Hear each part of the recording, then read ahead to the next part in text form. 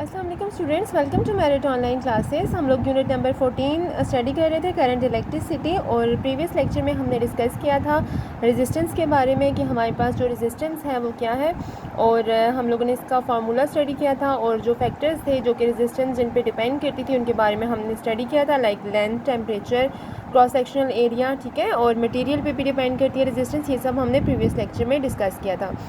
आज जो है वो हम रेजिस्टर्स को डिस्कस करेंगे। रेजिस्टर्स हम लोग जैसे कि पहले भी कह चुके हैं कि ऐसे डिवाइसेस जो कि रेजिस्टेंस की वजह से फ़्लो ऑफ करंट को लिमिट करते हैं, फ़्लो ऑफ करंट को कंट्रोल करते हैं, ठीक है। करंट का जो फ़्लो हो रहा होता है उसको कंट्रोल करते हैं जो डिवाइसेस, उन्हें हम रेजिस्टर्स बोलते हैं, ठीक है। तो आज हम उन्हें जो है वो डिस्कस करते हैं। इससे पहले देखिए आपके पास वायर रेजिस्टेंस की हम बात करते हैं कि हमारे पास जो वायर है कॉपर वायर है। देखें जो कॉपर वायर होती है वो हमारे पास उसकी जो कंडक्टिविटी है वो बहुत ज़्यादा होती है। कंडक्टिविटी का मतलब है कि उसका जो फ़्लो ऑफ मतलब जो उसमें करंट का फ़्लो होता है वो सबसे ज़्यादा होता है, ठीक है। करंट का फ़्लो तभी सबसे ज़्यादा होता है जब आपके पास रेजिस्टेंस कम होती है, ठीक है। तो हमारे पास जो कॉपर वायर है उसमें करंट का फ़्लो सबसे ज़्यादा होता है, लेकिन फिर भी हम ये नहीं कह सकते कि इसमें करंट का फ़्लो सबसे ज़्यादा है, इसको कोई चीज़ अपोज़ नहीं कर रही, इसमें रेजिस्टेंस नहीं है। तो ऐसा नहीं है, उसमें करंट का फ़्लो हो रहा है लेकिन उसमें साथ साथ आपके पास क्या है, रेजिस्टेंस भी होती है, ठीक है। तो जैसा कि बाकी सारे कंडक्टर्स में रेजिस्टेंस होती है, कॉपर वायर में भी रेजिस्टेंस होती है। और ये जो रेजिस्टेंस है ये डिपेंड करती है हमारे पास जो हम पढ़ चुके हैं टाइप ऑफ मटेरियल पे, ठीक है, लेंथ ऑफ वायर पे, कि लेंथ ऑफ वायर कितनी है, ज़्यादा होगी, ज़्यादा लेंथी वायर होगी तो हमारे पास उसकी रेजिस्टेंस ज़्यादा होगी, कम होगी तो रेजिस्टेंस कम होगी। क्रॉस सेक्शनल एरिया पे डिपेंड करती है कि हमारे पास इन्वर्सली प्रोपोर्शनल है, जितना ज़्यादा क्रॉस सेक्शनल एरिया होगा वायर का उतनी कम जो है वो हमारे पास रेजिस्टेंस होगी। और टेम्परेचर पे भी डिपेंड करती है कि टेम्परेचर जो है वो जैसे हम इंक्रीज़ करेंगे जो हमारे पास मॉलिक्यूल्स हैं उनकी काइनेटिक एनर्जी जो है वो इंक्रीज़ हो जाएगी और हमारे पास रेजिस्टेंस क्या हो जाएगी, इंक्रीज़ हो जाएगी। अब हम आ जाते हैं रेजिस्टर्स पे। स्टूडेंट्स रेजिस्टर्स हमारे पास क्या है, ऐसे डिवाइसेस जिनकी जो हमारे पास रेजिस्टेंस है उनकी स्पेसिफिक वैल्यू होती है, ठीक है। अगर हम फिज़िकल स्टेट्स जो है वो क्या रखें, कांस्टेंट रखें, तो हमारे पास जो कुछ ऐसे डिवाइसेस हैं जिनकी जो रेजिस्टेंस है वो हमारे पास क्या रहती है, उसकी स्पेसिफिक वैल्यू रहती है। और ये डिवाइसेस आगे इलेक्ट्रॉनिक्स में बहुत ज़्यादा यूज़ होते हैं, जैसा कि मैं पहले भी आपको बता चुकी हूँ कि ये डिवाइसेस जो है वो यूज़ होते हैं रेडियो टेलीविज़न में, ठीक है। कैसे यूज़ होते हैं, जिस तरह से हम वॉल्यूम को कंट्रोल करने के लिए यूज़ करते हैं। वॉल्यूम को कंट्रोल इस तरह से किया जा सकता है कि हम उसमें स्पेसिफिक जो हमारे पास हमें पता होता है कि ये जो वायर है, ये जो मटेरियल है इसकी इतनी रेजिस्टेंस है, ठीक है। तो हम उस हिसाब से क्या लगा देते हैं, एक रेजिस्टर लगा देते हैं। तो जिस हिसाब से हमें वॉल्यूम जो है वो कम या ज़्यादा करना होता है, ठीक है। आपने अक्सर देखा होगा कि आप क्या कर रहे होते हो, किस बटन को रोटेट कर रहे होते हो। तो बेसिकली हम रोटेट करने में क्या करते हैं कि हम रेजिस्टेंस ज़्यादा कर रहे होते हैं। जब आपको वॉल्यूम कम चाहिए होता है आप रेजिस्टेंस क्या कर देते हो, ज़्यादा कर देते हो, ताकि फ़्लो ऑफ करंट क्या हो जाए, कम हो जाए, और आपके जो वॉल्यूम है वो भी कम हो जाएगा, ठीक है। तो इस तरह से हम जो रेजिस्टर्स हैं उनको यूज़ करते हैं, इसलिए यूज़ करते हैं वॉल्यूम को कंट्रोल करने के लिए। और डिफरेंट हमारे पास जो इलेक्ट्रॉनिक्स जो डिवाइसेस हैं उनमें हम यूज़ करते हैं। और ये हमारे पास बने हुए होते हैं जो है वो अक्सर हमारे पास ये जो रेजिस्टर्स हैं ये बने हुए होते हैं वायर से, ठीक है, स्पेशल अलॉयज़ से। या फिर अलॉयज़ हमारे पास जो मेटल्स होती हैं, ठीक है, एक से ज़्यादा अगर हम मेटल्स को आपस में मिलाएं तो हमारे पास अलॉय बनते हैं, ठीक है।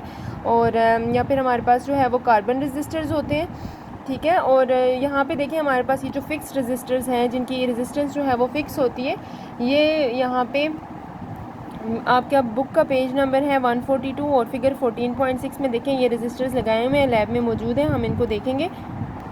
और जो दूसरा है हमारे पास यहाँ पे वेरिएबल रेजिस्टेंस, यहाँ पे देखें हमारे पास ये जो वेरिएबल रेजिस्टर है इसके नाम से इंडिकेट होता है। वेरी का मतलब है, वेरिएबल का मतलब है कि कोई चीज़ जो कि वेरी कर रही होती है, चेंज हो रही होती है। तो रेजिस्टर हमारे पास ऐसी रेजिस्टर जिसकी रेजिस्टेंस जो है वो क्या होती है, चेंज हो सकती है। तो इसमें हमारे पास देखें एक वायर लगी हुई होती है सेंटर में, और ये वाली जो वायर है इसके ऊपर एक ट्यूब लगी हुई है। ये ट्यूब आपको नज़र आ रही है, ये वाली ट्यूब, ठीक है, ये ट्यूब। और ये हमारे पास क्या है, ये हमारे पास ये जो वायर है, ठीक है।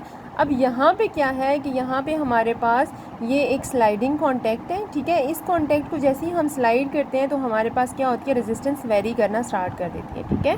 तो इस तरह से हम रेजिस्टेंस जैसे ही हम इस स्लाइडिंग कॉन्टैक्ट को जो है वो स्लाइड करते हैं इसके ऊपर, तो रेजिस्टेंस जो है वो वेरी करना स्टार्ट हो जाती है। तो ये था हमारे पास रेजिस्टर्स, ठीक है। रेजिस्टर्स के बारे में हमने पढ़ा कि हमारे पास वो डिवाइसेस जो कि क्या करते हैं, करंट के फ़्लो को लिमिट करते हैं और जो कि रेजिस्टेंस ऑफर करते हैं, ऐसे डिवाइसेस को हम रेजिस्टर्स बोलते हैं, ठीक है। और रेजिस्टर्स हमारे पास इलेक्ट्रॉनिक्स में बहुत ज़्यादा यूज़ होते हैं। ये बने हुए होते हैं स्पेशल अलॉयज़ से या फिर हमारे पास जो है वो वायर्स से मिलके बने हुए होते हैं, ठीक है। और हमारे पास जो है वो इनको हम लेबॉर्ट्री में या फिर जो है वो यूज़ करते हैं, डिफरेंट इलेक्ट्रॉनिक्स में हम इनको यूज़ करते हैं।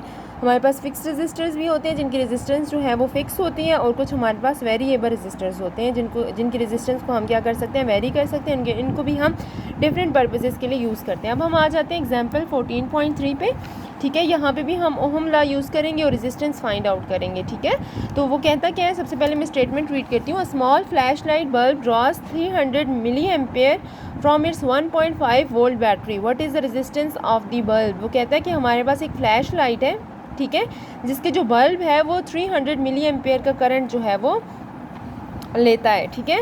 और जो बैटरी है, जिस बैटरी से वो करंट लेता है, उसकी हमें बताई हुई है कि क्या है, वोल्टेज 1.5 वोल्ट की बैटरी है। अब रेजिस्टेंस हमने बतानी है कि हमारे पास रेजिस्टेंस जो है वो कितनी होगी बल्ब की। तो सिंपली स्टूडेंट्स आपने क्या करना है कि आपने यहाँ पे ओम्स लॉ यूज़ करना है। सबसे पहले हम गिवन डेटा लिखते हैं। गिवन डेटा में हम देखते हैं स्टूडेंट्स, हमारे पास देखें यहाँ पे जो पोटेंशियल जो है वो पोटेंशियल डिफरेंस मतलब जो वोल्टेज है बैटरी की, वो हमें बताई हुई है कि हमारे पास कितनी 1.5 वोल्ट है, ठीक है। और करंट वो कितना दे रहा है, 300 मिली एम्पेयर का। लेकिन हमें इसको क्या करना है, ऐसा यूनिट में कन्वर्ट करना है एम्पेयर में। तो हम क्या करेंगे, मिली की जगह हम इसको 100 पे डिवाइड कर देंगे।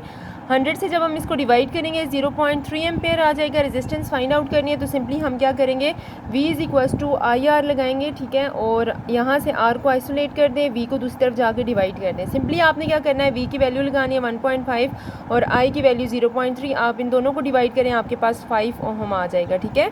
और इसी तरह से आपने असाइनमेंट है आपकी 14.3 आपकी होम असाइनमेंट है, इसमें भी आपने रेजिस्टेंस फाइंड आउट करनी है। आपको करंट गिवन है 2 एम्पेयर का और वोल्टेज 3 वोल्ट की। आपने यही फार्मूला यूज़ करना है, दोनों को आपस में वोल्टेज और करंट को डिवाइड करना है, तो आपके पास रेजिस्टेंस आ जाएगी।